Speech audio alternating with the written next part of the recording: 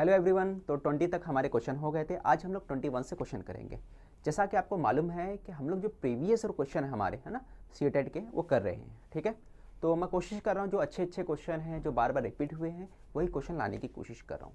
तो आपसे उम्मीद है कि अगर आप ये वीडियो देख रहे हैं तो हमारा जो टेलीग्राम चैनल है उससे ज्वाइन होंगे, जहाँ पर हम लोग जो भी क्वेश्चन कराते हैं यहाँ पर उसका PDF जो है क्वेश्चन का हम लोग सेंड कर देते हैं टेलीग्राम चैनल पर। ठीक है, अगर आप नए हैं तो और टेलीग्राम चैनल से जुड़े नहीं हैं तो आप उससे ज्वाइन हो जाइए, है ना, ताकि आपको अपडेट मिलते रहे। ठीक है, तो स्टार्ट करते हैं हम लोग क्वेश्चन की तरफ से। तो क्वेश्चन क्या दिया है, the sum of HCF and LCM of 4, 20 and 28 is. ठीक है, तो हमें मालूम करना है, सम मालूम करना है। क्या क्या दिया है, 4 दिया है, 20 दिया है और आपका 28। तीनों का आपका क्या निकालना है, LCM निकालना है और HCF निकालना है, उसका सम निकालना है। तो मैं पहले LCM ले लेता हूँ। तो अगर मैं बात करता हूँ तो तीनों का LCM 4 का, है ना, 4 का फैक्टर लोगे तो 4 का 4 होता है, फिर 4 5 या 20 होता है। अब 4 को हम लोग कैसे लिख सकते हैं, तो आप बोलोगे 4 को आप लिख सकते हो 2 का पावर 2 लिख सकते हैं। यहाँ पर भी वही कर सकते हैं, 4 5 या 20 होता है तो 4 का पावर 2 का पावर 2 5 हो गया। और यहाँ पे 4 से 1 या 28 होता है तो 4 को हम लोग लिख लेते हैं 2 का पावर 2 और 7। अब लेना है आपको LCM, तो आप कैसे लोगे, अगर मैं LCM की बात करता हूँ तो आप LCM ले सकते हो कुछ इस तरह से। LCM लेने का है तो LCM क्या लिया जाता है, जो हाईएस्ट पावर रहता है वो ले लो आप। फिर उसके बाद इसके बाद जो कॉमन वाला पार्ट नहीं रहता है ना, तीनों में जो कॉमन पार्ट नहीं है वो ले लो आप। यहाँ पे 5 हो गया और यहाँ 7 हो गया। अब ये 4 5 या 20, तो 4 5 या 20 और 20 और 7 कितना हो गया 140। तो आपके LCM जो आ गया वो कितना आ गया 140, आपका LCM आ गया। ठीक है, अब आपको क्या लेने हैं, HCF लेना है। तो मैं आपका HCF ले लेता हूँ। तो HCF क्या लेते हैं, जो तीनों में सिर्फ कॉमन वाला पार्ट है वही HCF होता है आपका। तो तीनों में कॉमन क्या है, तो आप देख रहे 2 का पावर जो 2 है वही तीनों में कॉमन है। 2 का पावर 2 यानी कि कितना होता है 4। तो दोनों का सम बोला है तो कितना हो गया 144। ये आपका फाइनल आंसर है। ठीक है, आपको समझ में आ गया होगा आपका आंसर कौन सा है, ये आपका सेकंड वाला आंसर होगा। बहुत आसान क्वेश्चन था। LCM HCF कैसे निकालना सबको आना चाहिए, तभी आप क्वेश्चन कर सकते हो। ठीक है, आपको समझ में आ गया होगा। ठीक है, आगे बढ़ते हैं हम लोग अगले क्वेश्चन की तरफ। अगला क्वेश्चन जो दिया हुआ है आपका, जैसे आप देख रहे हैं, HCF of 2 number is 28। HCF of 2 number is 28 दिया है and their LCM is 336 if one number is 112। अगर एक नंबर जो है 112 है देन अदर नंबर, तो दूसरा नंबर क्या है। देखो इस टाइप का जो क्वेश्चन रहता है इसमें क्या होता है, आपको एक कॉन्सेप्ट है उसको समझा देगा आपको। जब 2 नंबर बोलेगा फिर आपको LCM और HCF बोलेगा, तो हमेशा याद रखो पहला नंबर का जो और दूसरा नंबर, दोनों नंबर का जो प्रोडक्ट होता है वो हमेशा LCM और HCF के प्रोडक्ट के बराबर होता है। क्या मैंने बोला, ये आप याद रखो कि जब 2 नंबर की बात करते हैं तो पहला नंबर और दूसरा नंबर दोनों का प्रोडक्ट जो होता है वो LCM और HCF के प्रोडक्ट के बराबर होता है। ठीक है, तो ये बात आपको याद रखना है। तो आप यहाँ पे दिया है HCF of 2 number is 28, HCF दे दिया, HCF कितना दिया 28, तो मैंने 28 ले लिया यहाँ पर। और क्या बोला है LCM 336 यहाँ पे लिख दिया आपने। फिर बोला इफ वन नंबर इज 112, अगर एक नंबर क्या है 112 है तो मैं एक नंबर ले लेता हूँ 112 और अदर नंबर जो है वो अपने को फाइंड करना है। तो x वाला अपने को पार्ट फाइंड करना है। अब आगे सॉल्व करो, तो कैसे सॉल्व करोगे, देखो यहाँ पे अगर मैं गौर करूंगा तो 12 का टेबल 112 को 3 बार पढ़ोगे तो 3 टाइम्स में कट जाएगा। ठीक है, 100 का 3 गुना कितना 300 होता है, 12 का 3 गुना कितना होता है 36 होता है। तो 100 को काटोगे तो 3 टाइम में कट जाएगा। फिर ये दोनों को आपस में मल्टीप्लाई कर दो तो कितना आ जाएगा आपको, जब आप मल्टीप्लाई करोगे 3 8 24, ये हो जाएगा 84। ठीक है, x की वैल्यू कितनी आ जाएगी 84 आ जाएगी, 84 आ जाएगा। समझ में आया, ये आपको करना है। समझ में आया कैसे करना है, तो ये कॉन्सेप्ट आपको याद रखना है। जब भी 2 नंबर बोलेगा, है ना, तो दोनों नंबर का प्रोडक्ट जो होता है LCM और HCF के प्रोडक्ट के बराबर होता है।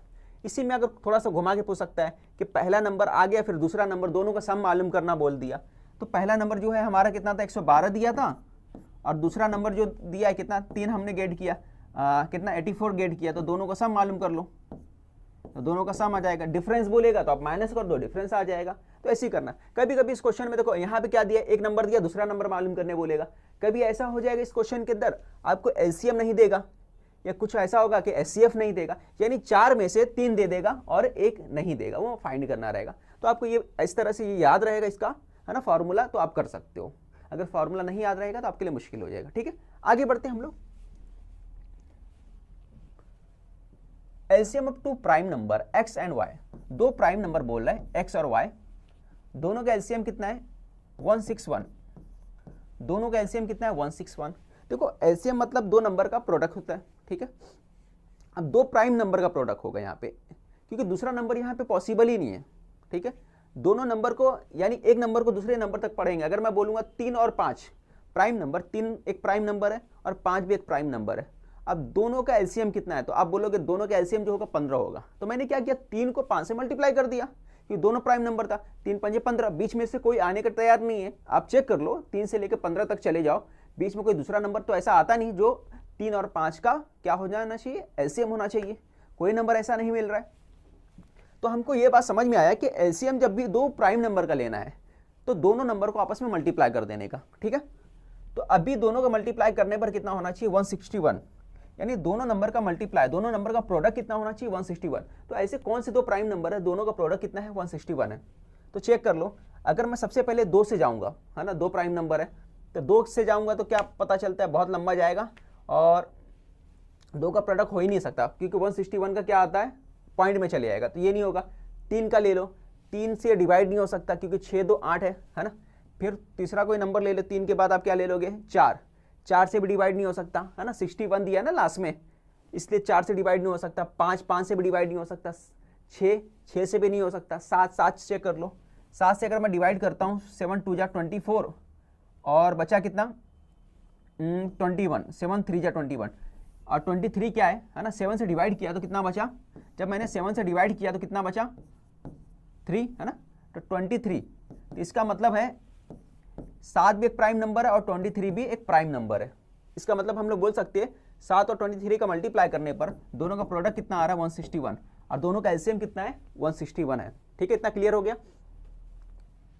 अब इसमें क्या बोला है, एक्स और वाई जो है, एक्स जो वाई से बड़ा होगा, एक्स जो वाई से बड़ा होगा, यानी एक्स वाला यहाँ पे लिख देता हूँ, मान के चलो 23 पहले लिख देता हूँ, वाई छोटा होगा। ठीक है, अब उसके बाद बोला 3y माइनस एक्स मालूम करना। क्या मालूम करना, 3y माइनस एक्स, ये अपने को फाइंड करना है।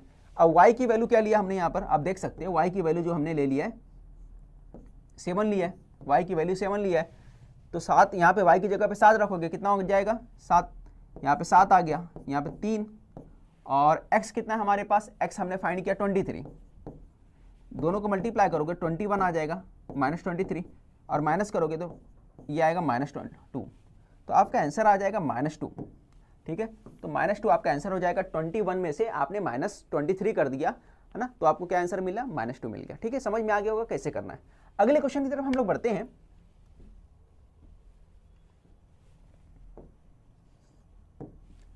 Cost price of the 10 candles is equal to the selling price of 8 candles. क्या बोला है, 10 कैंडल का जो कॉस्ट प्राइस है ये किसके इक्वल है, सेलिंग प्राइस के बराबर है।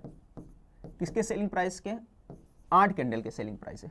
तो इसी तरह लिख लेने का, जो भी कॉस्ट प्राइस है उसको साथ में लिख देने का, सेलिंग प्राइस जो है उसकी क्वांटिटी के साथ में लिख देने का। ठीक है, अब कॉस्ट प्राइस के नीचे सेलिंग प्राइस ला दो आप, है ना, या इसको इस तरह से लिखो, ये सेलिंग प्राइस यहीं पे रहने दो, कॉस्ट प्राइस नीचे ले लो, है ना, क्योंकि कॉस्ट प्राइस के हिसाब से बात किया जाता है।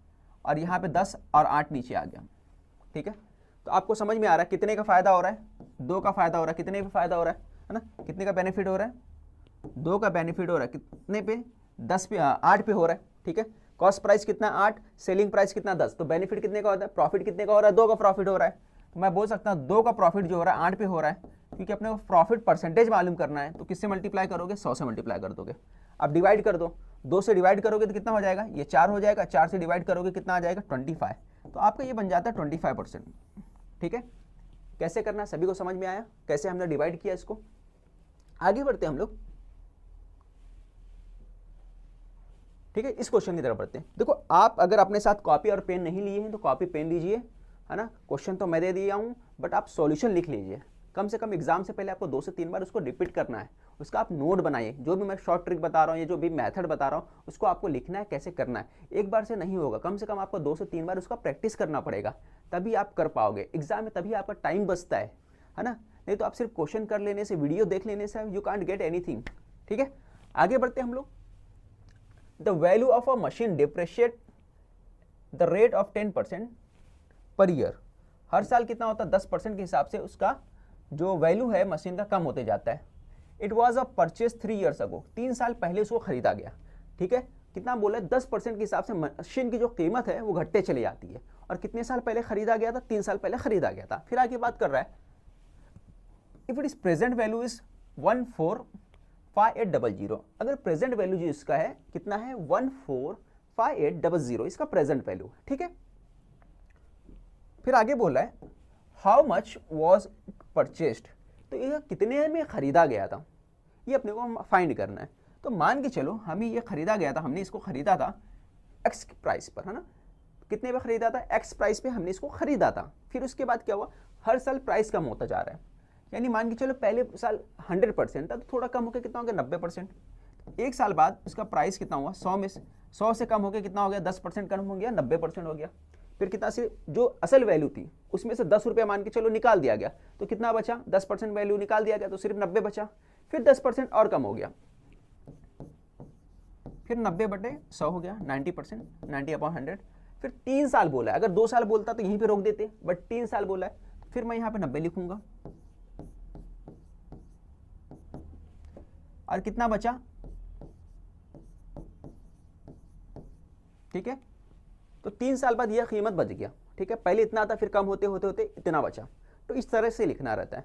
कभी भी अगर पॉपुलेशन वाला पूछ देगा कि पहले साल पॉपुलेशन ये था, है ना, 2 साल पहले पॉपुलेशन ये था, 3 साल पहले पॉपुलेशन ये था, अभी कम होते होते कुछ 25,000 पॉपुलेशन बच गया, तो सेम जो 3 साल पहले का पॉपुलेशन तो यहाँ पे ले लेंगे। ठीक है, या इसी तरह अगर बोलेगा कि अभी फिलहाल जो पॉपुलेशन 25,000 है और 2 साल बाद पॉपुलेशन कितना होगा, तो 25,000 आपको यहाँ लिखना है और 2 साल बाद जो रहेगा इक्वल करके वो फाइंड कर लेना है। 25,000 करके 2 साल बाद, अभी 10%, मैं ऐसा बोलता हूँ कि अगर 25,000 पॉपुलेशन किसी गांव का, अभी 25,000 पॉपुलेशन है मान लीजिए, अब बोला है कि 2 साल बाद पॉपुलेशन उस गांव का कितना होगा, और हर साल जो पॉपुलेशन जो बढ़ रही है 10% के हिसाब से बढ़ रही है, तो क्या करोगे?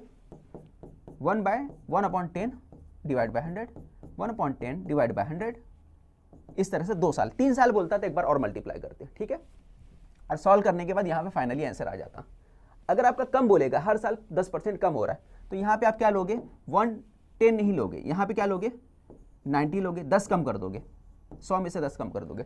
जब डेप्रिशिएट बोलेगा, कम करना बोलेगा, तो आप 10% कम कर दोगे, और बढ़ने बोलेगा, इंक्रीज हो रहा है, तब आप क्या करोगे? 10% बढ़ा दोगे। 15% बोलेगा तो 15% बढ़ा दो, कितना हो जाएगा? 115/100 हो जाएगा, 115/100 हो जाएगा। और अगर आपको 15% कम करने बोला है तो 85 हो जाएगा। ठीक है, समझ में आया बात को? तो इस टाइप पे क्वेश्चन पूछ सकते हैं आपको अलग अलग, है ना। तो आगे बढ़ते हैं। अभी जो यहाँ पे ये क्वेश्चन दिया हुआ आपको, इसको सॉल्व करते हैं। अब देखो 90/100 है, एक जीरो यहाँ से कट दिया, यहाँ पे किया, एक दोनों जीरो कट गया। फिर उसके बाद हम लोग एक काम करते हैं, ये 9 से कट करते हैं इसको, तो 9 से कट करता हूँ मैं, कितना हो जाएगा? 9 1 जा 9, कितना बचा? 5, 9 9 5 45, 9 6 54, 6 कैरी 2, 9 2 जा 18, ये बचा। फिर उसके बाद ये वाला 9, फिर 9 से कट करो, 9 1 जा 9, 9 8 72, है ना, 9 8 72। फिर ये बचा, ये 0 से 0 कट कर दो, फिर 9 से कट कर दो, तो कितना बच गया? 20। ये कितना आ गया आपका? 9 2 18, 2 20, ये 20 हो गया। अब 4 जीरो इधर है, तो 4 जीरो और बढ़ा दो, तो ये आपका आंसर हो गया। 2 4 5 जीरो वाला कहाँ है भाई? ये सर। ठीक है, तो ये आपका फाइनली आंसर मिल गया। आपको समझ में आया? ऑप्शन नंबर 3 कैसे करना है आपको समझ में आ गया। मैंने दूसरा कॉन्सेप्ट भी बता दिया कि इस पर अगर कोई भी क्वेश्चन अलग से पूछता है तो आपको कैसे करना है। ठीक है, सभी को समझ में आ गया होगा। अगर आप हमारे चैनल पर नए हैं और हमारे चैनल को अभी तक सब्सक्राइब नहीं किए हैं तो ज़रूर से हमारे चैनल को सब्सक्राइब करिए। ठीक है, और ज़्यादा से ज़्यादा लोगों तक शेयर करिए। आगे बढ़ते हैं हम लोग अगले क्वेश्चन की तरफ। अब बस कवर्स द फर्स्ट 10 किलोमीटर, एक बस है जो फर्स्ट 10 किलोमीटर जो कवर करती है। अब it is journey at average speed of 40 kilometre. 40 kilometre के हिसाब से शुरू का 10 किलोमीटर कवर करती है, फिर उसके बाद 45 किलोमीटर के स्पीड से 60 किलोमीटर पर आवर के हिसाब से कवर करती है ना। रिमेनिंग जो 45 किलोमीटर है वो कितने की स्पीड से कवर कर रही है, 60 की स्पीड से। और स्टार्टिंग में जो है जो 10 किलोमीटर कवर कर रही है वो 40 के हिसाब से कवर कर रही है। फिर आगे क्या बोल रहा है, the average speed of the bus for it is total journey कितना है, ठीक है। तो एवरेज स्पीड टोटल जर्नी का मालूम करना है। मान के चलिए बस यहाँ से चल रही थी, स्टार्ट में यहाँ पे 10 जो है कितना किलोमीटर बोल रहा है, 10 किलोमीटर। 10 किलोमीटर जो ट्रैवल किया, कितने के हिसाब से ट्रैवल किया, तो आपने बोला 10 जो है 40 किलोमीटर पर आवर के हिसाब से ट्रैवल किया, ठीक है। तो ये जो होता है आपको सबसे पहले तो फार्मूला मालूम होना चाहिए। क्या फार्मूला है, ठीक है। ये ऊपर क्या है 10 अगर मैं ऊपर बोलूंगा तो 10 क्या किलोमीटर है ना, तो ये डिस्टेंस हो गया। डिस्टेंस अपॉन नीचे क्या है स्पीड, ये किसके बराबर होता है, तो आप बोलोगे टाइम के बराबर होता है। इससे हमें क्या मिलता है, टाइम मिलता है, ठीक है। फिर इसके बाद क्या हो गया, दूसरा जो ट्रैवल किया 45 किलोमीटर, ये 45 किलोमीटर किसके हिसाब से कवर किया है, 60 किलोमीटर पर आवर के हिसाब से कवर किया है, ठीक है। तो ये 45 किलोमीटर यहां तक का हो गया, ये 10 किलोमीटर यहां तक का हो गया। ये बात आपको क्लियर हो गई। अब बोल रहा है पूरे जर्नी का एवरेज मालूम करना है। तो पूरा जर्नी कितने किलोमीटर का था, तो आप बोलोगे 10 ये और 45 ये, तो 10 और 45 कितना हो गया, तो आप बोलोगे 55। टोटल जर्नी जो है वो 55 किलोमीटर का है। कितना है, 55 किलोमीटर का। ये बात समझ में आया। अच्छा, इसके बाद क्या बोला, average speed the bus for total journey. Average speed मालूम करना है। डिस्टेंस स्पीड मालूम करने के लिए क्या करते हैं, देखो स्पीड मालूम करने के लिए क्या होता है, देखो ये टोटल टाइम का फॉर्मूला क्या है, डिस्टेंस अपॉन स्पीड। और स्पीड मालूम करने का फॉर्मूला क्या है, डिस्टेंस अपॉन टाइम। यानी नीचे क्या होना चाहिए, टाइम होना चाहिए। नीचे क्या होना चाहिए, टाइम होना चाहिए। अगर टाइम होगा तो हम लोग क्या करेंगे, अपन एवरेज मालूम कर लेंगे। तो टाइम के लिए देखो इसके लिए कितना टाइम लगा था, तो यहां पे इसका टाइम लिख देते। फिर बाकी जो 45 का इसका जो कितना टाइम लगा था उसका इधर लिख दिया हमने। तो दोनों मिलाकर टाइम मिल गया। यहां पे जो भी टाइम लगा होगा, यहां पे जो टाइम लगा होगा, दोनों का टाइम यहां पे लिख दिया, है ना। टोटल टाइम को डिवाइड कर दोगे टोटल डिस्टेंस से, है ना, तो क्या आ जाएगा आपका एवरेज स्पीड आ जाएगा। मैंने क्या बोला, टोटल डिस्टेंस को आपको किससे डिवाइड करना है, टोटल टाइम से। तो आपका क्या आ जाएगा, एवरेज स्पीड आ जाएगा। क्लियर। तो पहला वाला टाइम अगर आप यहां पे देखोगे तो ये फर्स्ट वाले का जो टाइम है ना, 10 किलोमीटर का टाइम ये हो गया और 45 किलोमीटर का टाइम ये हो गया। डिवाइड कर दो, 0 से 0 कटा, 4 हो गया, 15 तियां 45, 15 चौका 60। तो आप देख सकते हो कि यहाँ 1/4 बचा, यहाँ पे 3/4 बचा, ठीक है। ऊपर मैं 55 लिख देता हूँ वैसे ही। और नीचे दोनों का जो है 4 बचा हुआ है, दोनों का डेनोमीटर जो है निचला पार्ट जो 4, तो उसको कितनी बार लिखा जाता है, 1 बार लिखा जाता है। ऊपर जो है यहाँ पे 3 बचा और यहाँ पर देखो 1 बचा है, 3 और 1 4, तो यहाँ 4 बचा है। तो आप देख सकते हैं दोनों आपस में कैंसिल हो जाएगा। कैंसिल कर दो तो नीचे क्या बचा, 1। यानी कितने का एवरेज है, 55, है ना, 55 किलोमीटर पर आवर। कितना एवरेज है, 55 किलोमीटर पर आवर का ये एवरेज आपका मिल गया, है ना। तो इसका एवरेज स्पीड जो पूछा था, तो आपका एवरेज स्पीड क्या मिला, फोर्थ वाला जो आंसर हो गया 55 किलोमीटर पर आवर के हिसाब से। क्लियर, सबको समझ में आया कैसे करना है। अगर आपको फॉर्मूला याद है ना, जब भी स्पीड और डिस्टेंस वाला क्वेश्चन पूछेगा, अगर आपको फॉर्मूला मालूम है तो क्वेश्चन आप कर सकते हो, अगर फॉर्मूला नहीं मालूम तो नहीं कर सकते। क्लियर। आगे बढ़ते हैं हम लोग अगले क्वेश्चन की तरफ। इसमें कभी कभी क्वेश्चन नहीं, देखो ये क्वेश्चन जो होता है ना स्पीड वाला, इसमें थोड़ा सा घुमा देता है। जिसे यहाँ किलोमीटर दिया हुआ है ना, कभी कभी आपको क्या देगा, किलोमीटर की जगह मीटर दे देगा। तो क्वेश्चन जब भी पढ़ना, तो अगर यहाँ किलोमीटर दिया है कि यहाँ पे मीटर दे दिया है, तो आपको क्या करना पड़ेगा, उसको पहले कन्वर्ट करना पड़ेगा, नहीं तो आपका आंसर जो होगा गलत हो जाएगा। इसलिए क्वेश्चन जब भी पढ़ना ध्यान से पढ़ना, जब भी स्पीड और डिस्टेंस वाला क्वेश्चन आएगा उसको ध्यान से पढ़ना जरूरी है। नहीं तो मीटर में कन्वर्ट नहीं करोगे किलोमीटर को, या किलोमीटर को मीटर में कन्वर्ट नहीं करोगे, तो आप क्वेश्चन गलत हो सकता है। ठीक है, चलिए क्वेश्चन देखते हैं। इसमें क्या दिया हुआ है कि रवि नाम का जो बंदा है 2 आर्टिकल खरीदता है, 1500 रुपए का, सभी आर्टिकल जो है दोनों 1500 रुपए का खरीद रहा है। ये सॉल्ड एक वाला जो है एक पे 6% का प्रॉफिट गेट कर रहा है, और दूसरा वाला जो है उसके ऊपर वो लॉस गेट कर रहा है 4%। तो ओवरऑल इसको क्या करना है, प्रॉफिट और लॉस बताने का। ठीक है, दोनों का जो परचेसिंग कीमत है सेम है ना। पहला वाला भी 1500 में खरीदा, दूसरा वाला भी 1500 में खरीदा। मैं पूछता हूँ कि टोटल कितने में खरीदा, तो आप क्या बोलोगे, 3000 में खरीदा। ठीक है, अब पहले वाले में 6% का प्रॉफिट, तो 6% का प्रॉफिट का मतलब कितना होगा, देखो अगर मैं 6% की प्रॉफिट बात कर रहा हूँ तो 1500 जो है मेरे पास, 1500 का 10% कितना होगा 150, 1% कितना होगा 15, तो 2% 6% कितना होगा, 1% का मतलब 15, तो 6% का मतलब कितना होगा 90, 6% का मतलब कितना हो गया 90 रुपया। इतना क्लियर हो गया आपको? आप सीधा माइंड में कर सकते हैं, लिखने की जरूरत नहीं है। 1% का मतलब 15, 6% का मतलब 90, तो 90 हमने लिख दिया। अब आगे दूसरे पे 4% का लॉस हुआ, 1500 पे 4%, 1% का मतलब कितना हुआ, 1% का मतलब कितना हुआ, अभी मैंने बताया 15, तो 4% का लॉस हुआ, यानी 15 तिया 45, 15 चौका 60, 60 रुपए का लॉस हुआ। कितने का लॉस हुआ 60 रुपए का। यहां प्रॉफिट हुआ, यहां पे लॉस हुआ, तो माइनस कर दो, तो आपको 30। ओवरऑल कितना प्रॉफिट हुआ, तो आप बता रहे हो कि ओवरऑल प्रॉफिट हुआ 30 रुपए का प्रॉफिट हुआ। ठीक है, एक सामान में 90 रुपए का प्रॉफिट हुआ, दूसरे पे 60 रुपए का लॉस हो गया, तो ओवरऑल प्रॉफिट कितना हुआ 30 रुपए का। कितने रुपए पर हुआ अगर मैं पूछूंगा, तो आप बोलोगे 30 रुपए का प्रॉफिट हुआ, कितने पर, टोटल 1500 रुपए का ये पड़ा था पहले वाला, 1500 दूसरे वाला, यानी 3000। 3000 के सामान पे टोटल प्रॉफिट कितना हुआ 30 रुपए का। क्योंकि आप परसेंटेज मालूम करना है, तो किससे मल्टीप्लाई करोगे आप, 100 से मल्टीप्लाई करोगे। तो देखो यहाँ पे 1 0 2 0 3 0, 3 0 से 3 0 कटा, 3 1 जा 3, कितने का प्रॉफिट हुआ 1% का। तो ऑप्शन फर्स्ट वाला जो है आपका आंसर आ गया। ठीक है, समझ में आया कैसे करना है क्वेश्चन। अगले क्वेश्चन की तरफ बढ़ते हैं हम लोग।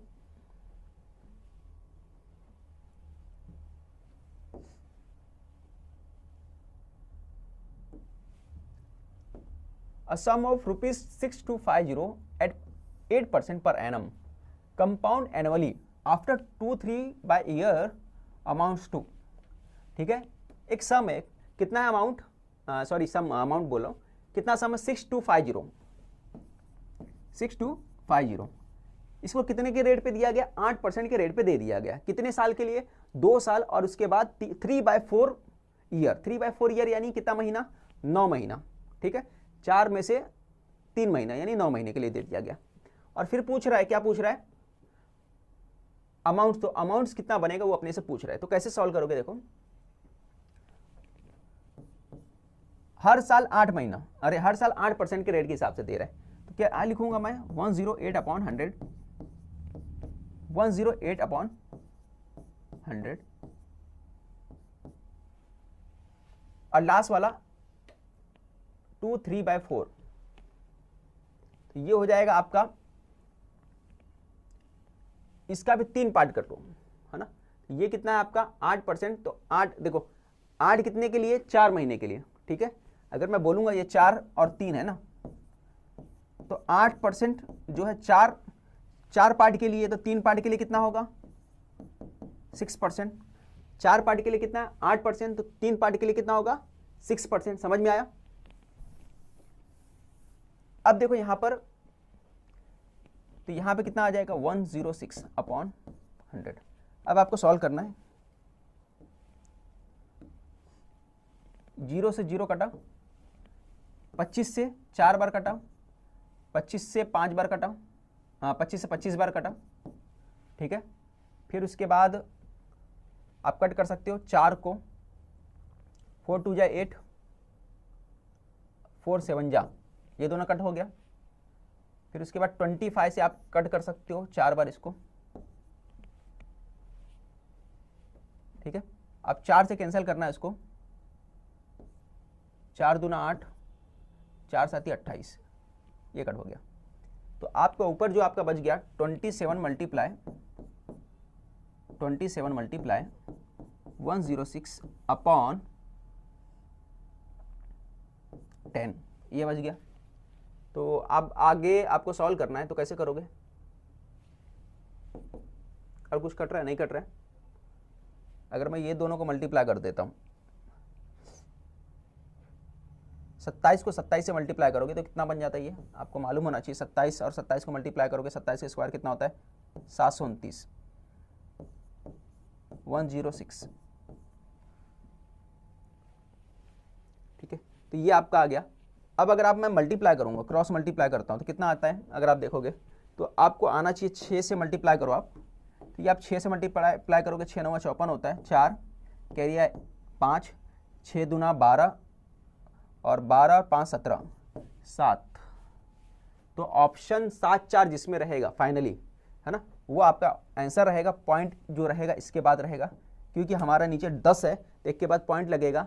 और जो यूनिट डिजिट के हिसाब से हम लोग देखेंगे तो लास्ट के दो डिजिट जो होना चाहिए 7 और 0.4 होना चाहिए। ठीक है, ठीक है। ये क्रॉस मल्टीप्लाई शॉर्ट मल्टीप्लाई जो ट्रिक है मैंने बता चुका हूँ, है ना। जो मेरा शॉर्ट ट्रिक जो मल्टीप्लाई का है वो आप देख लेना वीडियो अगर नहीं देखे हैं तो।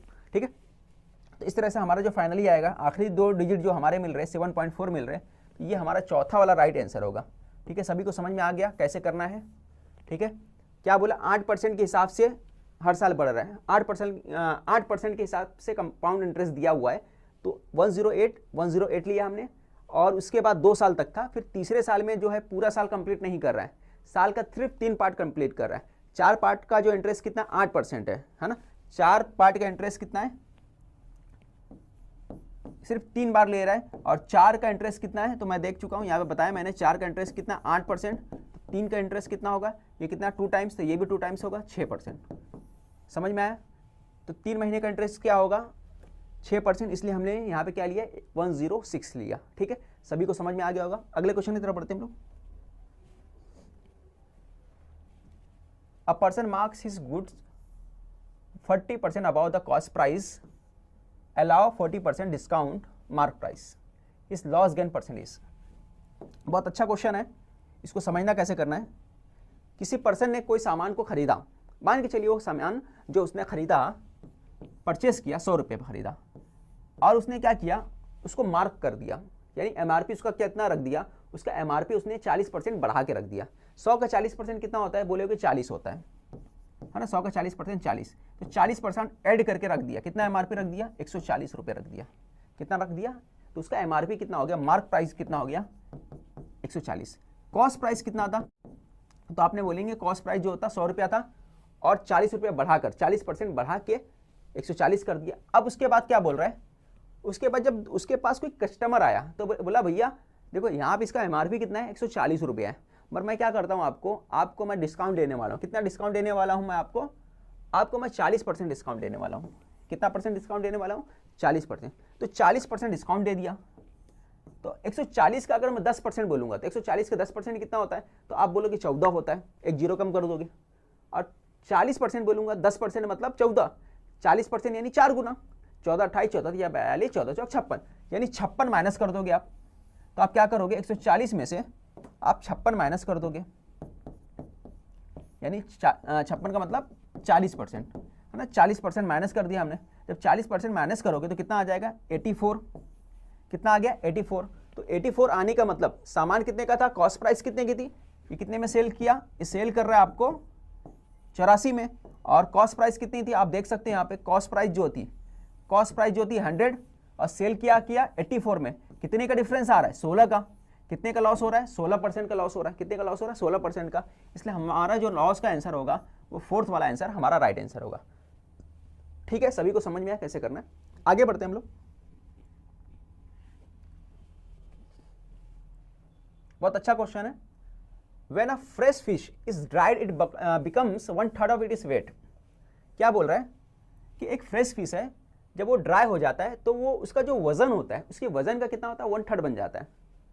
Sunita buy 1500 kg fresh fish. Sunita नाम की जो बंदी थी उसने 1500 kg का खरीदा। ठीक है, कितने रुपए में 25 रुपए के हिसाब से खरीदा, और उसको बेच दिया। और बेचा किस हिसाब से 80 रुपया पर केजी के हिसाब से बेचा। तो कितना वो कमाएगी ये अपने को पूछा है। ठीक है, बहुत आसान क्वेश्चन है, देखते कैसे करना है। तो सबसे पहले 1500 रुपए के हिसाब से खरीदा उसने।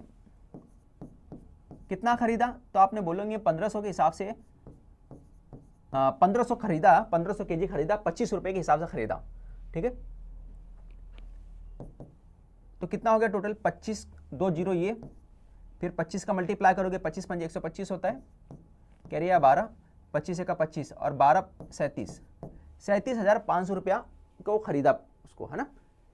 अब उसके बाद क्या बोला है कि 1/3 ऑफ इसका वेट जो बचा, 1500 वेट जो था उसका 1500 किलोग्राम था, उसमें से सिर्फ 1/3 बचा, यानी 1500 का 1/3 कितना होता है, सीधा आप समझ में आता है आपको 500 किलोग्राम था ना, तो 500 बचा।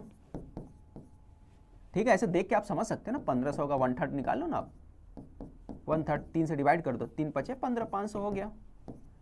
ठीक है, तो 500 हो गया। अब मैं बोलता हूँ 500 के जी हो गया। अब आगे क्या बोल रहा है, कितने के हिसाब से बेचा, 80 रुपये के हिसाब से। दोनों को मल्टीप्लाई करो तो कितना हो गया, 40,000। तो आपको डिफरेंस देख के समझ में आ रहा है कितना हो रहा है, 2,750 कितना आ रहा है, हाँ 2,500